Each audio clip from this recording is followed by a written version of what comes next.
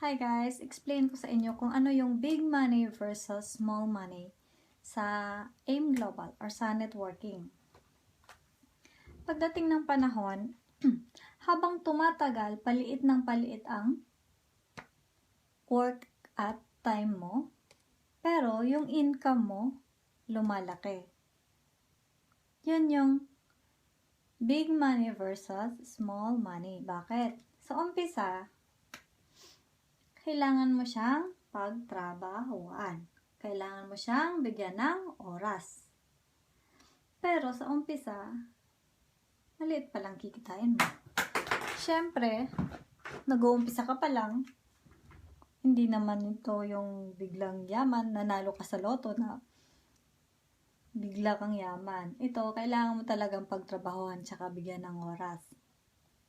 Pero, excuse me. I'm sorry about that. Inubo lang. So, asan na nga ba tayo?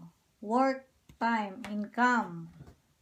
So, habang tumatagal, paliit ng paliit ang trabaho mo, yung oras mo, pero lumalaki yung income mo. Pagdating ng panahon, yung mga distributor na mga top earner ngayon, wala na silang ginagawa.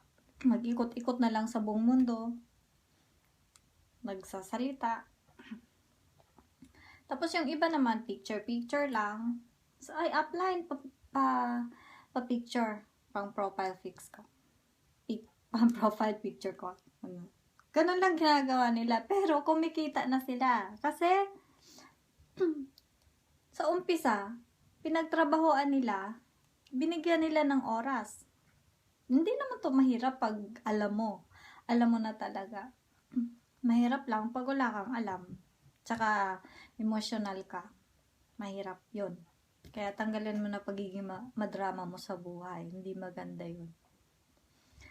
Not like pag nagtatrabaho ka, everyday 8 hours talaga. Pag everyday 8 hours, at hanggang 60 years old ka, nagtatrabaho ka. Pero dito naman, ang gawin mo lang 1 or 2 hours per day.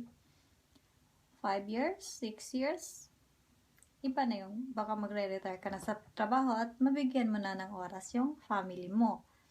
May survey sa Amerika, 5% na 60 years old nag-continue working, tapos 30% patay, died, 56% dead broke, baon sa utang, may mga utang. Kaya kailangan magtrabaho at 2% loan. Panali sa loan. May mga loan, bahay, sasakyan. 1% lang ang wealthy. 1% lang. Mahirap. Ikaw ba kung sasabihin sa'yo na 50% lalanding ang eroplanong ito at 50% hindi lalanding? Sasakay ka ba o hindi? Or 3% gaganda ang buhay mo, 97% hindi gaganda ang buhay mo. Ang gagawin mo? Pipiliin mo siguro yung 3% na gaganda ang buhay mo. Kasi ako, pipiliin ko yung 3% na gaganda ang buhay ko. Yun ang network marketing. Try nyo lang, subukan nyo lang. Wala namang mawawala sa'yo. Habang bata ka pa, mas malaki yung opportunity mo.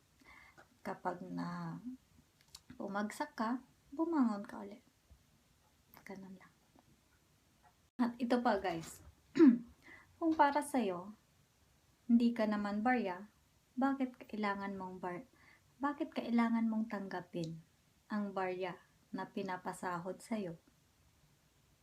Diba? Pag nagkamali ka, hindi mo na pwedeng ulitin yon. Kasi, hindi mo pwedeng sabihin na, Lord, bumaba ka dito, ibalik mo ako sa 20 years old kasi magninegosyo na ako. Hindi pwede yun. Hindi na pwede yun. Kaya habang may panahon ka pa, habang may oras ka pa. Kasi pagdating mo ng 60 years old, 70 years old, ganun pa din ang nangyayari sa buhay mo, hindi mo na pwedeng ulitin yon. At hindi din pwede bigay ng Panginoon na ibabalik ka niya sa 20 years old. Hindi pwede yun. Kaya, magnegosyo ka na. Sumali ka na sa negosyo namin. Tawag ka lang kung may gusto ka tanong. PM mo lang ako sa Facebook or 0804-615-0101. May Viber at saka line ako. Tawag mo lang ako para ma-explain ko sa iyo ng maayos.